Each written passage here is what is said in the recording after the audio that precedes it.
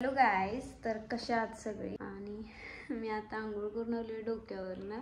मला केस कट करायचे आहेत. त्याला फाटे फुटतात असं म्हणतात ना, म्हणजे एका केसांना दोन दोन वगैरे असं काहीतरी असते. मग ते काढत बसले मी. एवढी केस गळायला लागल्यात नाही ते माझी, केस लई गळायला लागल्यात.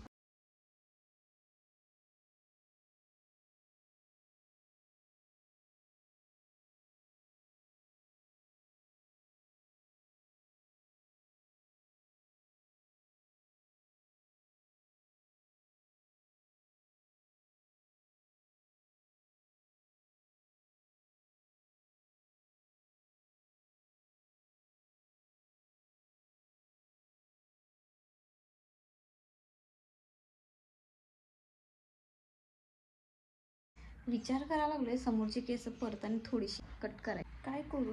इथपर्यंत कट करणार असं. थोडीशी कट केल्यात, चांगली झाल्यात. मी असं वर वगैरे बांधलेत ना केस की म्हणजे असं भारी वाटतंय. मॅचिंग मॅचिंग शक्यतो मॅचिंग मॅचिंग आवडते खूप मला.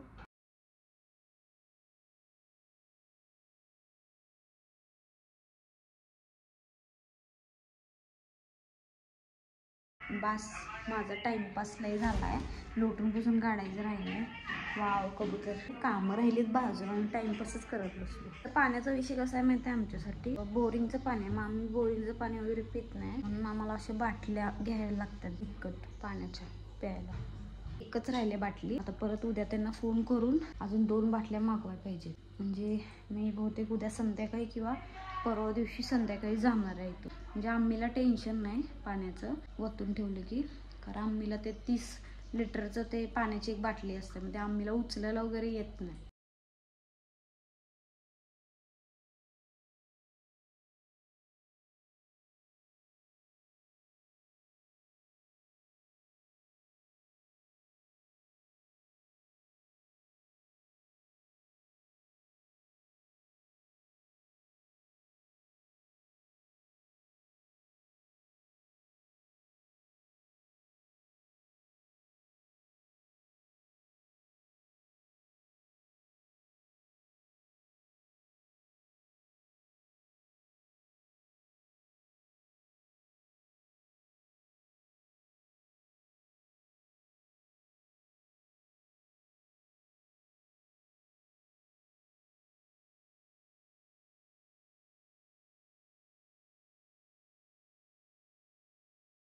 माझ्या चेहऱ्याला ना मी सारखं बर्फ लावतो. काय माहिती आहे का, त्यातले काळापण परत पिंपल जेवढं काय असेल ना सगळं जाते सगळं. त्यामुळे बर्फ रोज लावत जावा, एक सकाळी आणि एक संध्याकाळी. आणि 4 दिवसानंतर ना त्याचा रिझल्ट बघ. एवढं फरक पडत नसेल ना त्या ट्रीटमेंटनं, तेवढं ह्या बर्फानं पडते. मला चांगला अनुभव आहे आणि मी सारखं लावतो, त्यामुळे माझ्या चेहऱ्यावर कधी पिंपल किंवा काय जास्त उठत नाही. बघितलं कसं दिसते चेहरा. मी पावडर वगैरे काय लावत नाही, माहिती आहे सोडत लय जणांना. मला आवडत नाही तसलं. ते काय झालं की लय जणांना माहिती होतं मी आधी एवढी लिपस्टिक लावत होतो की म्हणजे प्रमाणाच्या बाहेर. आणि माझ्याकडे लिपस्टिक पण भरपूर होत्या. माझी मम्मा आलती त्यावेळेला, तिला मी सगळं लिपस्टिक देऊन टाकल्या. ते लग्ना बिग्नात वगैरे जात असेल फंक्शनला वगैरे ते लावून जाऊ दे म्हणून. सगळे ब्रँडेड होते, असं म्हणजे कुठल्या हलक्यातली वगैरे असं काय नाही. मला पहिल्यापासून प्रत्येक गोष्ट ब्रँडेड घ्यायला आवडत. कमीत कमी 50-60 वर माझ्याकडे लिपस्टिक होती आणि सगळे लिपस्टिक मी माझ्या मम्माला दिल्या, दीदीला दिले. माझ्या असेच चांगले वाटतात ना. फक्त डोळ्यालाच लावते, बाकी काहीच करत. पावडर फाउंडेशन हे आवडत नाही मला. कशी दिसते मी कमेंट करून नक्की सांगा. आम्हीची केस कशी कलर केल्यात बघा मी. आम्ही अच्छी दिख रहे तुम, हिरोइन दिख रहे. ड्रेस भी अच्छा दिख रहा तुमको. हाँ बैठा ना बराबर, ड्रेस अच्छा दिखता है. अच्छा दिखता ड्रेस. मी आम्हीना आमच्या प्रत्येक वेळेला सांगत होतो इकडे फिरू नका तिथं फिरू नका. म्हणजे आम्हींचं कसं आहे माहिती आहे, त्यांना घरात बसून गमत नाही, त्यांना बाहेर असं फिरूस वाटतंय जास्त. आणि त्यांना पहिल्यापासून आहे ना, म्हणजे आमचं जे घर आहे स्वतःचं ते रंकाळा टावरावर आहे. आणि तिथं रंकाळ्यावर असल्यामुळं आम्हाला कसं रंकाळा जवळ होता, त्यामुळे आम्ही रोज रंकाळा फिरायला जायचो. जेवल्यानंतरनं आनंद, जे फिरायचा आनंद होतं ते वेगळंच होतं आमचं तिथलं. त्यानंतर ना आम्ही घर सोडल्यावर आम्ही परत तिथं गेलोच नाही जास्त. आहे आमचं घर तिथं, आमची ती सवय आहे रंकाळा फिरायची. आम्हीची सवय अजून ती तुटलेली नाही आहे. त्यांना असं वाटतंय की कुठेतरी फिरायला जायचं सारखं. आणि एक गोष्ट काय माहिती आहे काय, आम्ही येत होते मी आणि आम्ही बसमधून, त्यावेळेला आम्हीने एक विषय काढलेला तिथला आमच्या जुन्या घरातला. लय कमी लोकांना माहिती आहे. माझी व्लॉग बघा खाली तुम्हाला कळल. माझं जुनं घर तुम्ही बघू शकताय. रंकाळा टावर जो आहे ते समोर जे 2 बिल्डिंग्स आहेत ना त्याच्या आतमध्ये एक बोळ गेलाय आयरेकर गल्ली म्हणून. तिथं आमचं घर आहे स्वतःचं आणि खूप जुनं घर आहे ते. त्या घरातली काही अशा गोष्टी आठवणी आहेत आमच्या, म्हणजे भरपूर आठवणी आहेत. तुम ज्या वेळेला आम्ही बाहेर पडलो त्यानंतर ना आमची प्रगती भरपूर भयंकर झाली. प्रगती पण झाली, काही नुकसान पण झालं. भरपूर अशा गोष्टी आहेत ज्या आम्ही कधी बोलते कधी बोलत नाही. माझ्या आब्बूंची आठवण आलती आम्हाला. आमच्या आम्मीने आब्बूंचं नाव काढलेलं. परत आम्हाला लय लोकांनी त्रास पण दिलेला. काही अशा गोष्टी होत्या की त्यावेळेला आमच्या घरी लाईट नव्हती. मी ब्रॉडकास्टमध्ये बोलले होते का की आमच्या घरी लाईट वगैरे काही नव्हतं. त्यावेळेला मी बेकरीत कामाला जात होते आणि त्या बेकरीत मला 2000 रुपये पगार होता. त्या बेकरीतनं मी प्रगती केली. माहित असेल तुम्हाला, मी त्या बेकरीचं नाव सांगते, प्रवीण बेकरी.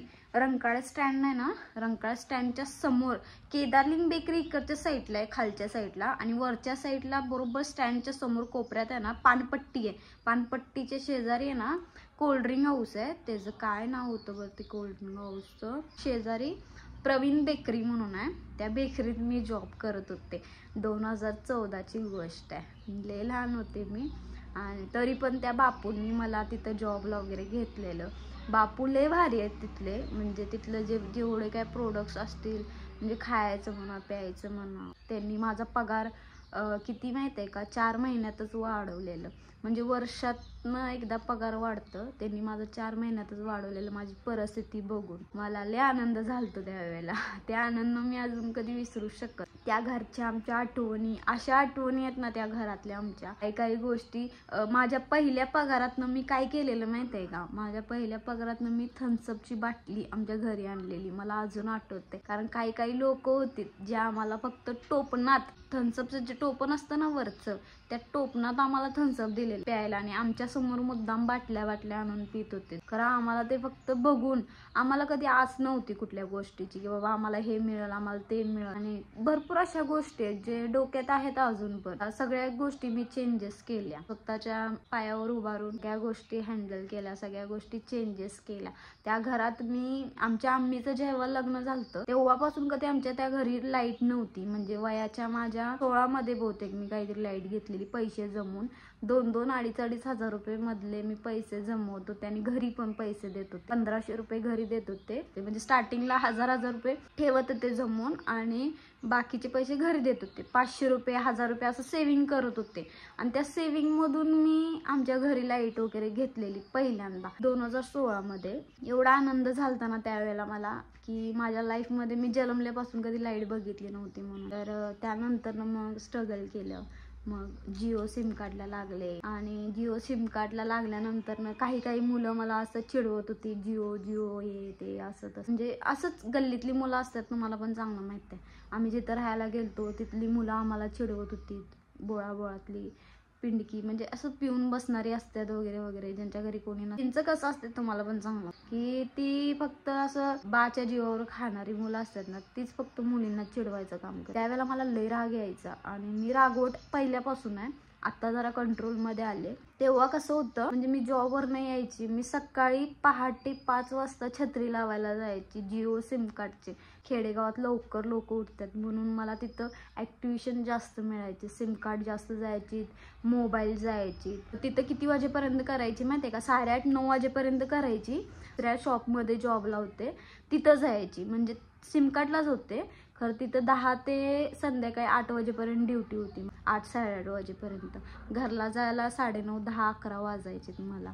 कधी 12 पण वाजायचे. म्हणजे ह्या सगळ्या परिस्थितीतून मी दिवस काढलेत. नंतर मग परत SS मध्ये लागले. SS मध्ये पण भरपूर प्रगती केली. घर चेंज केलं, घर चांगलं घेतलं, घरची परिस्थिती बदलली. आमच्या आम्मीला गळ्यातलं चेन केली, गळ्यातलं केलं तर आब्बू होते त्यावेळेला गळ्यातलं केलेलं. मग आब्बू एक्सपायर झाले, मग आम्मीला चेन केली, मग कानातले केलते.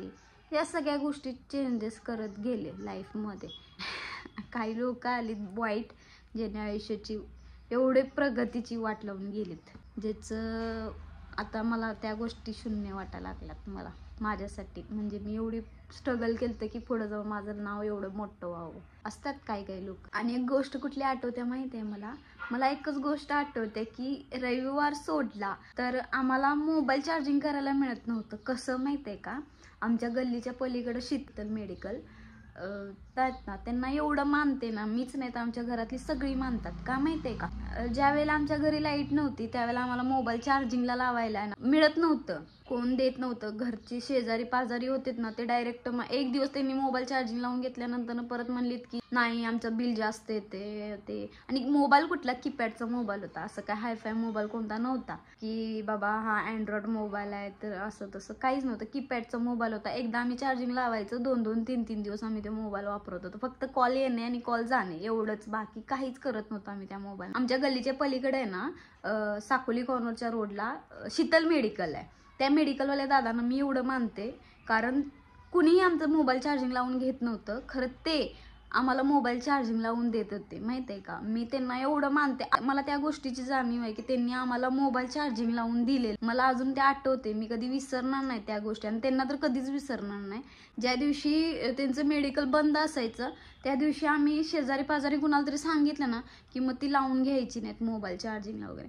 आम्ही लय परिस्थितीतनं दिवस काढलेत, लय हालाकीत दिवस होते. आम्हाला कधी कधी जेवण एका टायमिंगचं कधी मिळायचं तर कधी मिळायचं पण नाही. आमचे आब्बू ड्रिंक करत होते. खरं आमच्या आब्बूनी कधी आम्हाला मारपीट वगैरे असं काही केलं नाही. मी आमच्या आब्बूंना सगळ्यात जास्त का मानते माहिती आहे का, कारण आमच्या आब्बूंनी कधी कर्ज काढून कुठली गोष्ट केली नाही किंवा आमच्या म्हणजे एक्सपायर झाल्यानंतर कोण आमच्या दारात यावं असं कधी केलं नाही. म्हणून आमच्या आब्बूंना मी जास्त मानते. पित होते खरं, कधी कुणाला लुटलं नाही, कधी कुणाला वाईट बोलले नाहीत, कधी कुणाचं वाईट केलं नाहीत. ह्या सगळ्या गोष्टी होत्या. मग त्या सिरियस आमच्या आब्बू ज्या वेळेला सिरियस झालते त्यावेळेला कसं होतं, मदत पाहिजे होती भरपूर.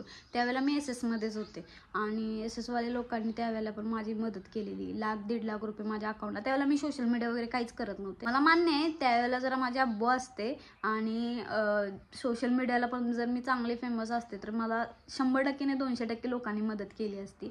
आत्ताच्या ह्यानं मला कळते की लोक माझ्या बोलण्यावर कितीतरी लोकांना मदत केल्या. माझ्यासाठी त्यांनी खरंच भरपूर करतील हे मला माहिती. खरं मी कधी असं गैरफायदा नाही घेतला सोशल मीडियाचा कुठल्याच गोष्टी. मला आता जे काही मी आहे स्वतःच्या ह्याच्यावर आहे, खरं मी चांगलं आहे आणि लोकांचा आशीर्वाद पण आहे माझ्या मागं. म्हणजे ज्यांना मी सगळ्यात जास्त मानते त्या लोकांचा आशीर्वाद कायम राहणार आहे माझ्या मागं. ज्यांची मी मदत केली किंवा मदतीचा हात दिला, एक छोटीशी मदत असेल किंवा हात दिला, त्यांचा आशीर्वाद कायम माझ्या मागं राहणार आहे. मला भरपूर अशा गोष्टी आहेत ज्या आठवतात. काही गोष्टी अशा पण आहेत ज्या बोलू की नको असं होते कधी कधी. कसं होतं माहितीये का, कुठल्या तरी लग्नात वगैरे गेलो आम्ही तर आम्हाला कपडे वगैरे नसायचे घालायला किंवा कुठली तरी यात्रा वगैरे. आता मला यात्रेत फिरायला सगळ्यात जास्त का आवडतं माहितीये का, फक्त फिरायला आवडतं. मी झोपाळ्यात बसायला मला नाही आवडत. मी आवडतं खरं एवढं पण नाही, म्हणजे एकदम मला बसायचं असं नाही. मला फिरायचं आहे एवढंच असतं माझं.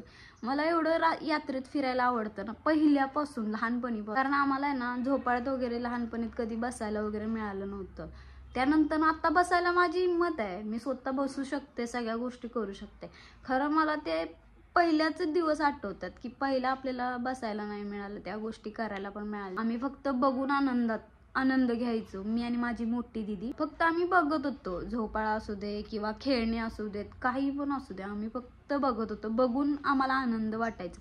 खरं आम्ही कधी हट्टपणा केला नाही. एवढं आम्हाला चांगलं आठवते की आम्ही कुठलीच गोष्ट हट्टपणाने आजपर्यंत मागितली नाही आमच्या आई वडिलांकडं की आम्ही हे मला पाहिजे, आब्बू मला ते पाहिजे म्हणजे पाहिजे, असं कधीच नाही आम्हाला आठवते. एवढं चांगलं आमच्या आम्मींना पण माहिती आहे आणि आमच्या आब्बूंना. ते स्वतः म्हणतात की आमच्या मुलांनी आमच्याकडं कधीच हट्टपणा करून कुठलीच गोष्ट मागितली नाही. तर आम्हाला माहित होतं की आमचे दिवस कसे आहेत, आमची परिस्थिती काय आहे काय नाही, आम्हाला कुठली गोष्ट मिळू शकते आणि कुठली गोष्ट मिळू शकत नाही हे आम्हाला माहित होतं. आम्ही कधी कुणाकडं आस नाही केली. काही लोक होतीत जे आम्हाला मुद्दाम हे करायचे, फॅमिली मधलेच आहेत ते मुद्दाम काहीतरी बोलायचं, काहीतरी कारणं काढायची, मुद्दाम मोठापणा दाखवायचा. ह्या सगळ्या गोष्टी माझ्या डोक्यात अजून आहेत. आता मी स्वतः सगळ्या गोष्टी करू शकते. आता मी स्वतःच्या जीवावर आहे तर स्वतःच्या जीवावर मी भरपूर काय करू शकते. खरं त्या गोष्टी आठवल्या ना मला की मला खूप वाईट वाटतं.